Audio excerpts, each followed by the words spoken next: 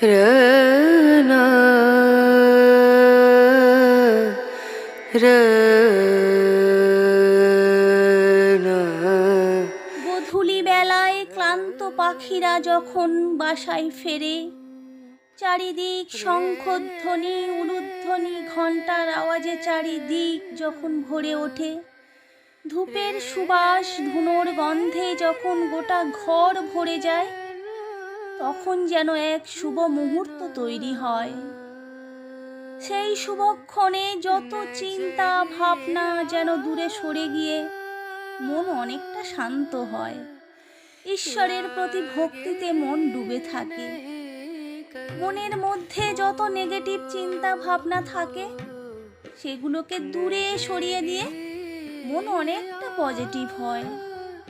আবার নতুন করে নতুন উদ্যমে সংসারের কাজ শুরু করি। শুভ সন্ধ্যা বন্ধুরা, সবাই কেমন আছো? আশা করি ভগবানের কৃপায় সবাই ভালো আছো। গুড ইভিনিং বন্ধুরা, কেমন আছো সবাই? আশা করছি সবাই খুব ভালো আছো আর সুস্থ আছো। তো আজকের সন্ধ্যা থেকে আজকে ব্লগটা শুরু করছি।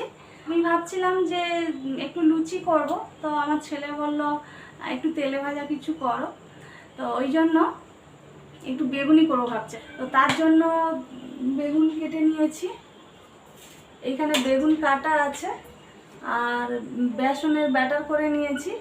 তো চলো বেগুনিটা বানাই।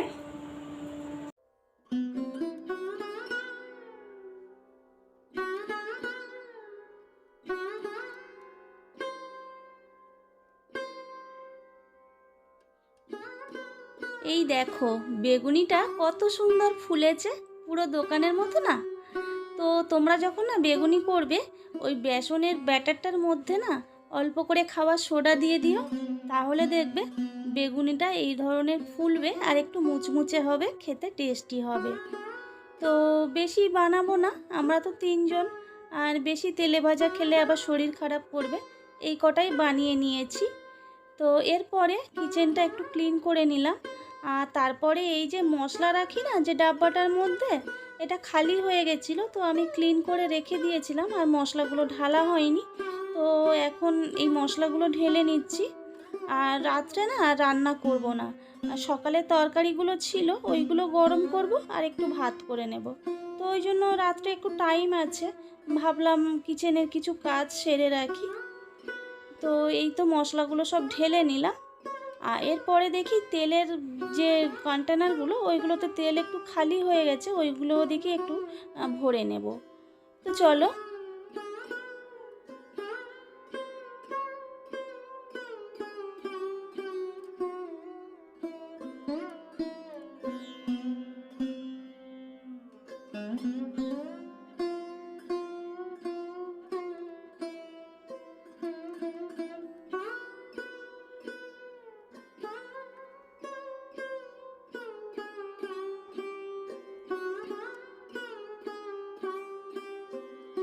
এই দেখো পুরো তেলটাই আমার পড়ে গেল, ঢাকনাটা মনে হয় ঠিক করে লাগানো হয়নি, তেলটাই নষ্ট হয়ে গেল। কিছুটা তেল তুলে নিলাম আর কিছুটা তো নষ্টই হলো।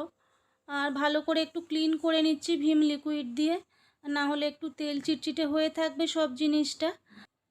আর এই যে কাঠের যে জায়গাটা, মানে এর উপরেই তো কন্টেনারগুলো রাখি, তেলের কন্টেনার, এগুলোতেও না তেল পড়ে গেছিলো, সব জায়গায় তেল ছিটিয়ে মানে এদিক ওদিক হয়ে গেছিলো। সব কিছু একটু ক্লিন করলাম, তারপরে এই সাজিয়ে গুছিয়ে রেখে দিয়েছি। আর আজকের এই যে রান্নাটা দেখছো, এটা হচ্ছে পরের দিন সকাল 6টায়, মানে 6টার দিকে অফিসের রান্না আমি বসিয়ে দিই। অফিসে লাঞ্চের জন্য খাবার নিয়ে যায় তোমাদের দাদা ভাই, তো ওই জন্য সকাল সকাল রান্না বসিয়ে দিয়েছি। তো আজ কাঁকড়ার ঝাল করছি। ওই যে জামাই ষষ্ঠীতে মায়ের বাড়ি গেছিলাম, ওখান থেকে না কাঁকড়া কিনে নিয়ে এসেছি। আর ওদিকে আবার কাঁকড়ার দাম একটু কম, জানো তো। আমার বাপের বাড়ি সুন্দরবন এরিয়ার মধ্যে পড়ে, আর ওইদিকে কাঁকড়াগুলোর দাম একটু কম হয়। তো কাঁকড়ার ঝাল করলাম। আর ওদিকে না তেলো কাঁকড়া বলে একটা কাঁকড়া পাওয়া যায়, ওটা পুকুরে হয়। এই কাঁকড়াটা যেমন সমুদ্র কাঁকড়া নদী বা সমুদ্রে পাওয়া যায়, ওটা পুকুরে হয়। তো এই দেখো এই কাঁকড়ার ঝালটা হয়ে গেছে। আর ওই যে কাঁকড়াটার কথা বলছি, ওই কাঁকড়া দিয়ে না একটু টক বানাবো। আর তার জন্য কড়াতে তেলের মধ্যে শুকনো লঙ্কা 5 ফোড়ন দিয়ে দিলাম, তারপরে একটু আদা দিয়ে ভালো করে নেড়ে চেড়ে এর মধ্যে কাঁকড়াটা তুলে দেব। তো তারপরে কাঁকড়াটা বেশ একটু ভালো করে ভেজে নিয়ে এর মধ্যে দিয়ে দেব নুন আর হলুদ। নুন আর হলুদ দিয়ে ভালো করে একটু ভাজা ভাজা মতো করে নেব। আর ওদিকে আমি তেঁতুলটা জলে ভিজিয়ে রেখেছি, তো সেই তেঁতুলটা ভালো করে জলের মধ্যে গুলে নিয়ে তারপরে সেই জলটা এর মধ্যে দিয়ে দেব। তো এই কাঁকড়ার টকটা না খেতে দারুণ লাগে। তো আরেক শেষে যখন হয়ে আসবে তখন একটু সর্ষে বাটা দিয়ে দেব। এই কাঁকড়ার টক আমরা 3 জনে খুবই পছন্দ করি, আমার ছেলেও পছন্দ করে, তোমার দাদা ভাই আমি 3 জনে এই কাঁকড়ার টক খুব পছন্দ করি। তো আর খানিকক্ষণ ফুটিয়ে নিলে আমাদের কাঁকড়ার টক রেডি হয়ে যাবে। তো দেখো কাঁকড়ার টকটা নামিয়ে নিলাম, আর এরপরে একটু সবজি রান্না করেছিলাম। এই যে সবজিটা রেডি হয়ে গেছে। তো আজকের এই 3 রকমই রান্না হয়েছে। তো চলো এবারে স্নানটা করে আসি, এসে পুজোটা দিয়ে নেব, তারপরে ঘরের বাকি কাজগুলো করব। তো এই দেখো পুজো দিতে চলে এসেছি। আর আজকে জানো তো পুজোর ফুল আনা হয়নি। আর আমাদের ফ্ল্যাটে যে গাছ দুটো রয়েছে তাতে এবার সবাই ফুল নেয়, তো ফুল তেমন পাওয়া যায় না। এই কটাই ছিল ফুল। তো আজকের এই অল্প ফুল দিয়েই পুজো করতে হবে। আসলে বেশি ফুল থাকলে না সিংহাসনটা সাজাতে ভালো লাগে, দেখতে ভালো লাগে। তো কি আর করা যাবে, সব সময় তো আর দিন সমান যায় না। আজকের এই অল্প ফুল দিয়েই পুজোটা করছি। তো চলো পুজোটা সেরে নিই।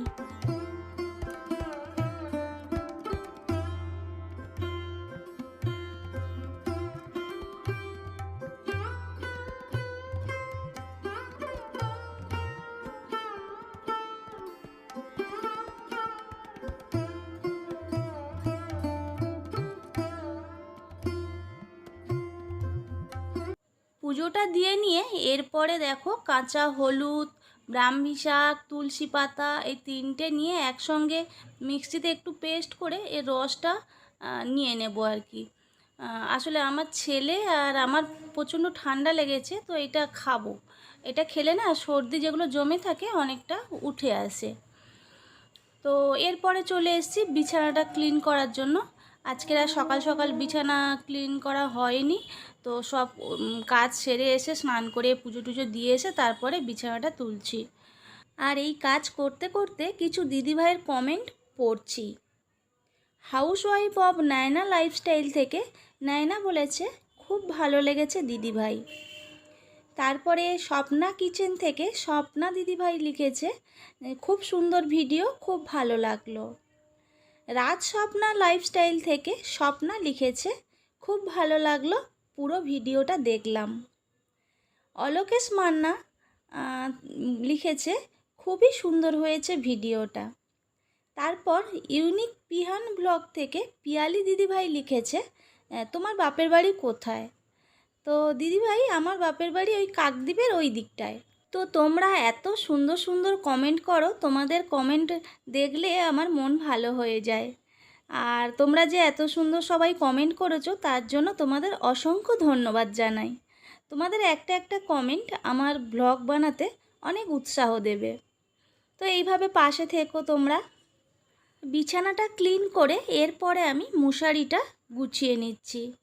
আর আমাদের এইদিকে না এত মশার উপদ্রব, মানে মশারি তোমাকে টাঙাতেই হবে। তো আমরা যখন আগে আসানসোলে থাকতাম এতটা মশা না বুঝতে পারিনি। তো কলকাতায় এসে দেখছি এতটাই মশা, বাবা মশারি না খাটিয়ে ঘুমানো যাবে না। তারপর যা ডেঙ্গু হয় এখানে ওখানে। তো চলো মশারিটা ভাঁজ করে নিলাম। আর ঘরটা আমার ক্লিন করা হয়ে গেছে। ঘরের মধ্যে বিছানাটা যদি ক্লিন করে নেওয়া যায় তো ঘরের সৌন্দর্য অনেকটাই বেড়ে যায়। তো চলো এরপরে চলে এসেছি সোফাটা ক্লিন করার জন্য। সারা দিনের মধ্যে সবথেকে বেশি সময় কাটে এই সোফায় বসে, কখনো টিভি দেখে, কখনো মোবাইল, যাই করি না কেন এই সোফায় বসেই দিনের অর্ধেকটা সময় কেটে যায়। তো সেই জন্য সোফাটা প্রতিদিন ভালো করে ক্লিন না করলে অনেকটা নোংরা হয়ে যায়। তো ভালো করে ক্লিন করে একটু সাজিয়ে গুছিয়ে রাখছি। তো চলো এরপরে এক এক করে ঘরের কাজগুলো সেরে ফেলি।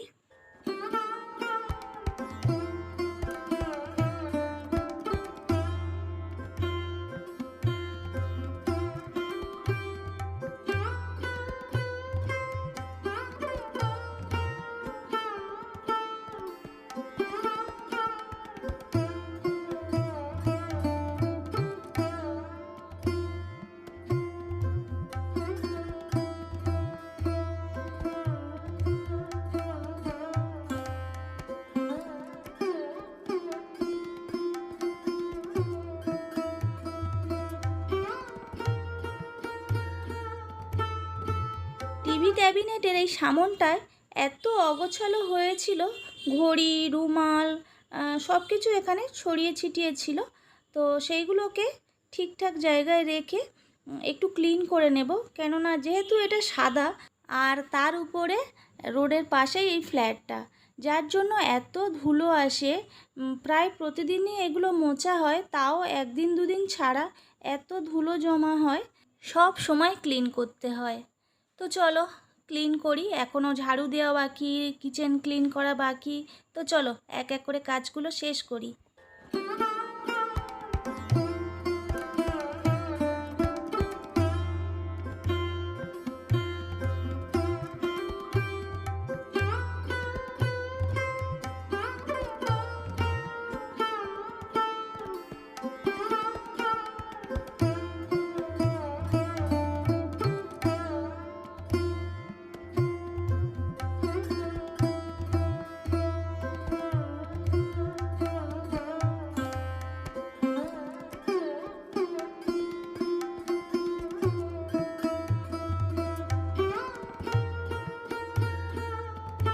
তো দেখো টিভি ক্যাবিনেটটা আমার ক্লিন করা হয়ে গেছে। এরপরে চলে এসেছি ঝাড়ু দিতে। আর প্রথমে আমার মেন দরজার সামনে ওই জায়গাটা একটু ভালো করে ঝাড়ু দিয়ে দিই। আর তার সঙ্গে সামনের যে কার্পেটটা পাতা থাকে সেটাও প্রতিদিন ভালো করে মানে ধুলোটা ঝেড়ে দিই। কেননা সদর দরজা দিয়েই তো মা লক্ষ্মী গৃহে প্রবেশ করেন। তো ওই জন্য সদর দরজাটা বা মেন যে ডোরটা আছে ওর সামনটা সব সময় ক্লিন রাখতে হয়। তো এরপরে ঘরটা ভালো করে ঝাড়ু দিয়ে নিচ্ছি।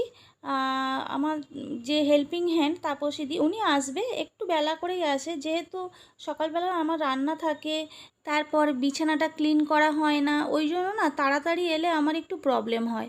ওই জন্য বলি একটু বেলা করে আসবে, আমার এদিকে সব গুছানো হয়ে যাবে কাজ টাজ, তারপরে তুমি এসে ঘরটা মুছে দিয়ে যাবে আর বাসনগুলো ধুয়ে দিয়ে যাবে। তো ওই জন্য একটু দেরি করে আসে, আর আমি সকালে একটু ঝাড়ু দিয়ে দিই, বাসি ঘরটা রাখি না। তো এরপরে আমি টেবিলটা মুছতে চলে এলাম। সকালবেলা আমি আর আমার ছেলে টিফিন করে নিয়েছি, তো ওই জন্য টেবিলটা ভালো করে একটু ক্লিন করে নিলাম। আর এরপরে চলে যাব কিচেনটা ক্লিন করতে। যদিও বা রান্না করার পরে খানিকটা ক্লিন করে নিয়েছিলাম, মানে সব কিছু জিনিসপত্র গুছিয়ে রেখেছিলাম। এবারে একটু ওই ভিম লিকুইড দিয়ে একটু ক্লিন করে নেব, তাহলে আর তেল চিটচিটে ভাবটা থাকবে না বা আদার্স কোনো রান্নার স্মেল থাকবে না, কিচেনটা অনেকটা ক্লিন থাকবে। তো চলো কিচেনটা ক্লিন করে নিই।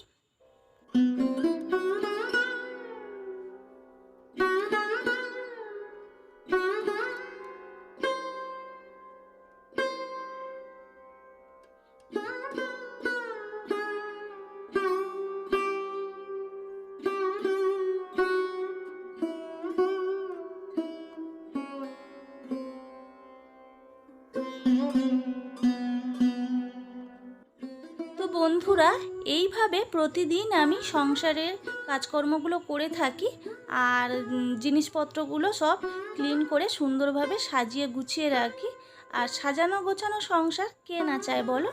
আর তোমার সংসারটা যখন দেখবে সাজানো গোছানো আছে, তখন দেখবে মনটাও অনেক ভালো থাকে। তো দেখো আমার কিচেনটা ক্লিন করা হয়ে গেছে। আর আজকে সেই সঙ্গে আজকে ব্লগটাও শেষ করব। তো আজকের ব্লগটা তোমাদের কেমন লাগলো কমেন্ট করে জানিও। আর যদি ভালো লেগে থাকে তাহলে চ্যানেলটা সাবস্ক্রাইব করে দিও, লাইক করে দিও আর শেয়ার করে দিও।